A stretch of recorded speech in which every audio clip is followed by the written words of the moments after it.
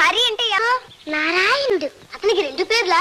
రెండేమిటి, అతనికి అనంత కోటి నామం కలవు. ఎందుకు? ఒకటైతే వాళ్ళమ్మ మర్చిపోతుందేమోనని. అతని అమ్మ పేరేమిటి?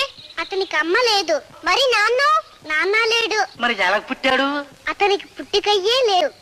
వాడెవడో విచిత్రమైన వాడే, చూడవలసిందే. అతని దేవుడు ఎక్కడుంటాడు? అతడు సర్వాంతర్యామి. అతడు లేని చోటు లేదు. మరి అతను చూసేదెట్లా?